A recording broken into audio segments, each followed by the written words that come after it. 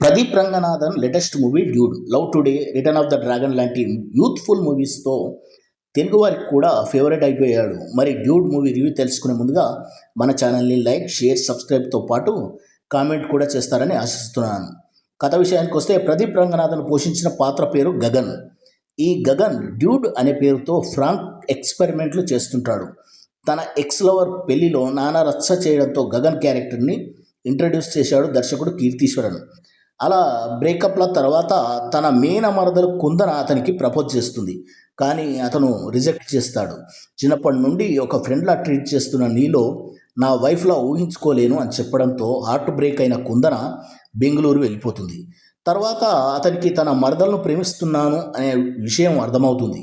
దాంతో తన మేనమామకు చెప్పి పెళ్లి నిశ్చయం చేస్తారు. కానీ కుందన బెంగళూరులో ఈ గ్యాప్లో ఇంకొకతన్ని ప్రేమించానని చెప్పడంతో వాళ్ళిద్దరిని ఎలా ఏకం చేస్తాడు? స్టేట్కు మినిస్టర్ కులపిచ్చి ఉన్న తన మేనమామను దాటి వారిద్దరిని ఒకటి చేసి తన మరదలి ప్రేమని గెలిపించాడా అనేది మూవీ చూసి తెలుసుకోవాల్సిందే. మూవీ చూశాక నాకైతే నచ్చలేదు. ఆర్యా 2 మూవీలోని సోల్ని తీసుకుని తయారు చేసుకున్న స్క్రిప్ట్ అని మేకర్స్ చెప్తున్నప్పటికీ ఆర్యా 2లో ఉన్న క్యారెక్టర్స్, ఎమోషన్స్ కానీ, బిహేవియర్స్ కానీ అంత ఒరిజినల్గా ఈ మూవీలో లేవు. దానికి తోడు మమితా బైజు పోషించిన కుందన క్యారెక్టర్లో ఇచ్చిన ట్విస్ట్ అది రివీల్ చేయకూడదు, కానీ అది అస్సలు బాగాలేదు. శరత్ కుమార్ పోషించిన పశు సంవర్ధక శాఖ మంత్రి అటు హ్యూమరస్గా లేక ఇటు విలన్గానా అర్థం కాదు. ఏదో చేయాలని చూశారు, ఎటు కాకుండా ఉంది ఈ పాత్ర. హీరోగా ప్రదీప్ రంగనాథన్ మరీ ఎక్కువగా త్యాగాలు చేస్తుంటాడు. అవన్నీ ఫోర్స్డ్గా ఉండి చిరాకు తెప్పిస్తుంటాయి.